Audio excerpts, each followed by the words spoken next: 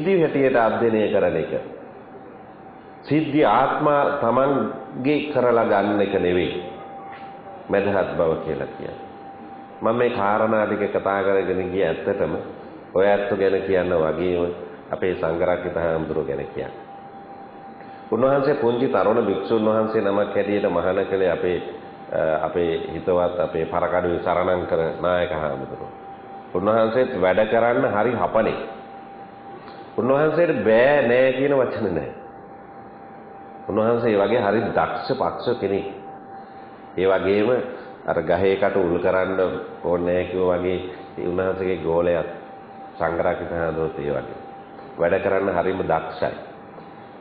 සංඝරක්කිත හාමුදුරුවන්ගේ සම තියෙනවා සිව්බම විහරණ. ඒකයි ඒ දක්ෂකම. මම දැකලා නෑ උන්වහන්සේට කවදාකවත් කේන්ති ගිහිල්ලා ඉන්නේ. මම දන්නේ මේ දායකව දැකලා ඉන්නවද කියලා. මේ අපේ දායකොත් එක්ක වැඩ කරනකොට කේන්ති නොගන බෑ. ඒත් මම දැකලා නෑ. උන්වහන්සේ කේන්ති. උන්වහන්සේ කාටවත් මැදහත්. එක peeruවකට උලාව පැත්ත අනිත් peeruව නෑ හතර peeruවම. හතර peeruව කියන්නේ පින්වත්නි හතර පැත්තනේ. පන්සලේ හතර පැත්තේ හැම දායකයාටම එක වගේ උන්වහන්සේ. කවුරු එක්කත් එක වගේ ඉන්නවා වෙයි. කවුරු එක්කත් එක වගේ කතා කරන්නේ. සමහරට අයියා අක්කා කියලාත් කතා කරනවා. සුහදත්වයෙන් කතා කරනවා. උන්වහන්සේ ගාව මෛත්‍රිය තියෙනවා මානසිකව. අවුරුදු 26ක් මහානදම් පුරනවා කියලා කියන එක ලේසි දෙයක් නෙවෙයි. දානේ මානේ ගෙදර උයලා හොඳම ටික හොඳම දාඩු යන්න ගියාම හොඳම ඒවයින්නේ උයන්නේ. හොඳම ඒවයින්නේ ළමයින්ට කන්න බොන්න නොදී පන්සලට අපේ දායක කාරකාදීන් දානේ අරන් එන්නේ. ඒ දානේ අරගෙන ඉවිල්ලා බුද්ධ පූජාව තියලා හාමුදුරන්ට පූජා කරලා හාමුදුරුවෝ දානේ වළඳනෝ බලන් ඉන්න කෙනෙකුට හිතෙන්න පුළුවන් මහානකම කොච්චර ලේසිද කියලා. මහානකම හරි සිම්පල් නේ කියලා හිතෙන්න පුළුවන්. හැබැයි මහාන වෙලා සිවුර කරේ දාන්න ඕන. ඒකේ බැරෑරුම්කම තේරෙන්නේ. මේ පුංචිම පොඩි ලදරු ස්වාමීන් වහන්සේලා කීප නමක් මහාන කරගෙන අද සංඝරක්කිත හාමුදුරුවෝ ගුරු හාමුදුරන් වහන්සේ නමක්. මේ දරුවන්ටත් තමන්ගේ බුදුහාමුදුරුවෝ කියලා තියෙන්නේ තමන්ගේ ගෝලයා තමන්ගේ පුතාය කියලා හිතන්න. අන්තේ වාසිකම්මි පුත්ත චිත්තං උපට්ඨපෙස මේ මගේ පුතාය කියලා හිතන්න. මේ පුංචි හාමුදුරන්ට කියලා තියෙන්නේ මේ තමන්ගේ තාත්තා කියලා හිතන්න. එතකොට තාත්තලා දෙන්නයි. ගෙදර හිටි ගිහි තාත්තා දැන් මහණුණයින් පස්සේ මේ තාත්තා පුතා කියන සම්බන්ධය මත තමයි මහානකම යන්නේ. හැම වෙලෙම ගුරු හාමුදුරුවෝ ගෝලයා ගැන හිතන්නේ මගේ පුතා කියලා. ලේ ඥාතිකමක් නැහැ. ලේ නෑකමක් නැහැ. වෙන සම්බන්ධයක් නැහැ. කොහේවත් උපන්න දරුවෙක්.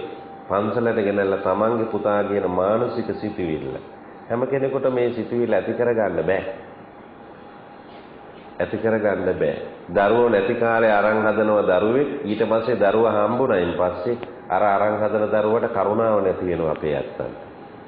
තමන්ගේ එක්කෙනා වැඩියෙන් සලකන්න පටන් ගන්නවා. ඊට පස්සේ එහෙම සමාජයක්. දරුවා නැති කාලේ යාට කරුණාව දරුවා හම්බ වෙන්නේ නැහැ කියලා බහෙට තමන්ට දරුවෙක් හම්බුණාම අර හදාගත්ත එක උදේ හවස පේනකොට යකා වගේ පේනවා. නමුත් හාමුදුරු කෙනෙක් තමන්ගේ දරුවෙක් හැටියට මේ නන්දාඳුනන ප්‍රදේශයක ඉන්න කෙනෙක් හිතන්න කරුණාව තියෙනවා. මෛත්‍රිය තියෙනවා. මෛත්‍රිය තිබුණාම කරුණාව දක්වන්න පුළුවන්. මෛත්‍රිය නැති කෙනෙකුට කරුණාව දක්වන්න බෑ. මම මේ කියන ධර්මයේ උනත් ඔයත් මං කිව්ව හින්දාම අහන්න එපා. ගෙදර ගිහිල්ලා ටිකක් හිතන්න. කල්පනා කරලා බලන්න. තමන් මෛත්‍රිය සහගත තියෙන කෙනෙක්ද? තමන්ට කරුණාව තියෙන කෙනෙක්ද? තමන්ට මුදිතාව තියෙනවද? උපේක්ෂාව තියෙනවද? ඇත්තටම හොයලා බලුවොත් ඔය හතරම මම කියන්නේ යන්න ඕනේ නෑනේ. මට අනුන්ගේ හිත බලන්න බෑනේ. තමන්ම හිතලා තීරණය දෙන්න. පන්සලක වැඩ කරනවා කියලා කියන්නේ පන්සලක නායක හාමුදුරු කෙනෙක් වුණත් ඒ සිව්බම විහරණ උන්වහන්සේට නැත්නම් උන්වහන්සේ හිතන්නේ ගමම තමන්ගේ දරුවෝ. ගමේ අය කියන්නේ සංඝ පීතෘ හාමුදුරන්ට කියන්නේ. හාමුදුරන්ට කියන්නේ එහෙමයි. ගමේම ඉන්න තාත්තා හාමුදුරුවෝ. ගමේම තියෙන හැම ප්‍රශ්නයක්ම හාමුදුරුවන්ට ඇවිල්ලා කියන්නේ. මිනිස්සුන්ගේ තරහ කෝන්තර ආවම පන්සලට අරන් එන්නේ. පන්සලට කියන්නේ එතකොට සහනයක් එනවා හිතට. වෙන කෙනෙකුට කියන්න බයයි. හාමුදුරුවන්ට යමක් කිව්වට මේක එළියට පිළි වෙන්නේ අවශ්‍ය උපදේශයක් දෙනවා. එනිසා මම කල්පනා කරනවා අද යුගයේ ඉන්න මේ තරුණ භික්ෂුන් වහන්සේලා අතර සංඝරක්කිත හාමුදුරුවෝ හරිම ඉදිරියෙන්ම ඉන්න වැඩ කරන්න පුළුවන් දක්ෂ ස්වාමීන් වහන්සේත් කෙනෙක්. උන්වහන්සේ බත් අඹරන මැෂිමක් උනේ නැහැ. එහෙම හාමුදුරුවෝත් ඉන්නවා. මේ ගම වෙනුවෙන් මේ හතර පෙරව වෙනුවෙන් මහා විශාල වැඩ කොටසක් කළා. මේ විහාරය උනත් අංග සම්පූර්ණ විහාරයක් බවට පත් කිරීමට උන්වහන්සේගේ ධෛර්යය ආවා. මේ අපේ දිසානායක නෝනලා වගේ ඇත්තෝ මේ පන්සලට ඇවිල්ලා මේ වැඩ කරන්නේ හාමුදුරුවෝ මෙතන ලස්සනට වැඩ කරන් යන හින්දා. ලස්සනට වැඩ කරන තැනක් දැක්කම ඇවිල්ලා එන්න හිතෙනවා. එන්න හිතුනහම එයා එනවා. ඇවිල්ලා හාමුදුරුවෝ කතා කරන්න හිතෙනවා. ඉතින් කතා කරනවා. හාමුදුරුවෝ කතා කරාම උදව් කරන්න හිතෙනවා. එහෙම තැනක් බවට මේ තැනපත් කරලා තියෙනවා. අද සමහර පන්සල් තියෙනවා යන්න හිතෙන්නේ නැහැ. ගියත් පන්සලේ නායකයන්ට කතා කරන්න හිතෙන්නේ නැහැ. කතා කරත් මොකක්වත් දෙන්න හිතෙන්නේ නැහැ. නම සංඝරක්කිත හාමුදුරුවෝ එහෙම නෙවෙයි. කවුරුත් හතර පේරුවේ සියලුම අයට එන්න පුළුවන් තැනක් නිදහස් තැනක් බවට පත් කරලා තියෙනවා. සියලුම පක්ෂපාත වෙන වෙන හැම බෙදීමක් නැතේ පන්සලේ කියලා කියන වැලිමලුවට සියලු දෙනාම සම්බන්ධ කරලා තියෙනවා සමාන කරලා තියෙනවා. කවුරුත් එක වගේ. මොන හිතවිලි වලින් පන්සලට ආවත් මොන චේතනා වලින් පන්සලට ආවත් පන්සල කියලා කියන්නේ හිත සංවර කරන තැන, හිත තැන්පත් කරන තැන, හිත අවුල් අපිලිවල බවෙන් මුදවන තැන. පන්සලට ඇවිල්ලා වෛර කෝන්දර පිරිමහන්න යනවනම් ඒක එයාගේ තියෙන වරදක්. අම්මගෙන් හරියට කිරි බීපු නැතිකම ඒකට කියන්නේ. අපි කියන්නේ. ඒක තව විදිහකින් කියනවා අම්මා හරියට කිරි දීලා නැහැ කියන එක. අද අපේ රටේ ගොඩක් ළමයි ඉන්නවා අම්මගෙන් හරියට කිරි බීපු නැති. අපේ රටේ ගොඩක් අම්මලා ඉන්නවා තමන්ගේ දරුවන්ට හරියට කිරි දීලා නැහැ. ඒක නිසා වොන් ධර්මයෙන් පිටපනිනවා. අපේ සංඝරක්කිත හාමුදුරුවෝ හදාවඩව අම්මා තාත්තත් අපි මේ වෙලාවේ මතක් කරන්න ඕන.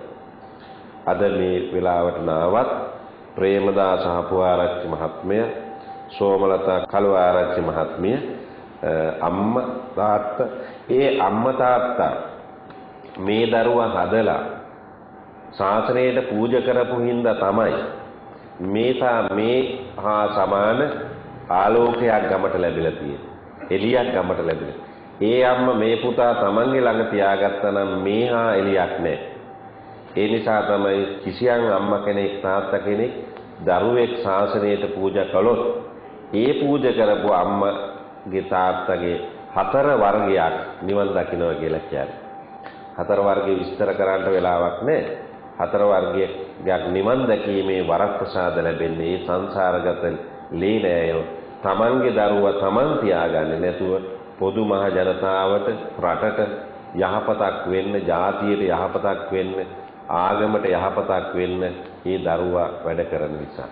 ඒක බුදුහාමුදුරුවෝ කිව්වේ දේශනා කළේ යම් කිසි භික්ෂුන් වහන්සේ නමක්, තරුණ භික්ෂුන් වහන්සේ නමක් යෝ හවේ දාරෝ භික්ඛු යුඤ්ජති බුද්ධ ශාසනේ, බුද්ධ ශාසනේ අනුගතව බුද්ධ ශාසනේ යෙදෙනවා නම්, බණ දහමනෝ ජීවත් වෙනවා නම් එයා හරියට පුර හඳ වගේ වලාකුළු වලින් වැහුණු නැති ලෝකයේම ප්‍රභාමත් කරන ශාන්තිදායක ආලෝකයෙන් ලෝකයේම තෙමාලන පුර හඳක් වගේ අබ්බා මුත්තෝ චන්දිමා කියලා බුදුරජාණන් වහන්සේ පෙන්වුවේ මේ සංඝරක්කිත හාමුදුරුවෝ වගේ යහපත් වැඩ කරන සීල සම්පන්න ගුණ සම්පන්න මේ ජනතාව සමග වැඩ කරන භික්ෂුන් වහන්සේලා නිසා. එනිසා දැන් මේ වෙලාවේ කල්පනාවට ගන්න දිසානායක නෝනා මහත්මිය මේ පින්කම සිද්ධ කිරීමෙන් විශේෂයෙන් බලාපොරොත්තු වෙන්නේ මේ අපේ සංඝරක්කිත හාමුදුරුවෝ පැවිදි බවට පත් වෙලා අවුරුදු 26ක් ගත වීම නිමිති කරගෙන උන්වහන්සේට තුනුරුවන්ගේ ආශිර්වාදය, දෙවි දේවතාවුන් වහන්සේලාගේ රැකවරණය ප්‍රාර්ථනා කිරීම, බෞද්ධ මාධ්‍ය ජාලයේ අධිපති අපේ දරණාගම කුසල ධම්ම පින්වත් නායක හාමුදුරන් වහන්සේ උන්වහන්සේට තුනුරුවන්ගේ ආශිර්වාදය ප්‍රාර්ථනා කිරීම ආදී අපේ රටේ යුද්ධයෙන් නිමා කරලා රට නිදහස් කරන්නට කරවුර දුන්න සියලුම රණවිරුව සිහිපත් කරන්න. මව් දෙමව්පියන් ඇතුළු. එනිසා දැන් මේ වෙලාවේ කල්පනා කොට ගන්න සිද්ධ කරගත්ත සියලුම පුණ්‍ය මහිමයන් අද මේ ධර්ම දේශනාවේ දායකත්වයේ දරන එසේ දිසානායක මහත්මිය ඒ තමන්ගේ නෑදෑ හිත මිත්‍ර සියලුම ඇත්තන් ඇතුළු සතර වර්ගයක වර්ග පරම්පරාණු ඥාතීන්ට මේ සිද්ධ කරගත්ත පුණ්‍ය මහිමයන් අනුමෝදන් කරනවා. මේ පින් අනුමෝදන් වීමෙන් මිය පරලෝකීය ඥාතීන් පින් අනුමෝදන් වල සුවපත් භාවයට පත් වෙත්වා. සුවපත් භාවයට පත් වුණා වූ ඒ මිය පරලෝකීය ඥාතීන් අපගේ මෙලොව ජීවිතය සාර්ථක කරගන්න අපට ආශිර්වාද කරනු ලබත්වා රැකවරණය දෙනු ලබත්වා මිය පරලෝකීය ඥාතීන් පින් අනුමෝදන් වෙත්වා කියලා කල්පනා කරගෙන සාදුය. ප්‍රදේශ භාර පළාත් භාර ස්ථාන භාර සියලුම දිවි දේවතාවුන් වහන්සේලාටත් පින් දෙනව දෙවියෝ පින් අනුමෝදන් වෙත්වා. අපේ අනේන ගමන බිමන කරන කියන රැකී ආරක්ෂා කටයුතු ග්‍රහ දෝෂ ග්‍රහඵල ග්‍රහ විපත් ආදී දුරින් දුරු කර ගන්නට දෙවියන්ගේ ආශිර්වාදය රැකවරණේ පිහිට ආධාරය ලැබේවා. දෙවියෝ පින් ගනිත්වා කියලා කල්පනා කරන සියලු දෙනාම වැඳගන්න. අභිවාදන සීලිස්ස නිච්ඡං වද්ධාපචායිනෝ චත්තාරෝ ධම්මා වඩ්ඩಂತಿ ආයුවන්නෝ සුඛං බලං. අභිවාදන සීලිස්ස නිච්ඡං වද්ධාපචායිනෝ චත්තාරෝ ධම්මා වඩ්ඩಂತಿ ආයුවන්නෝ සුඛං බලං. අභිවාදන සීලිස්ස නිච්ඡං වද්ධාපචායිනෝ චත්තාරෝ ධම්මා වඩ්ඩಂತಿ ආයුවන්නෝ සුඛං බලං.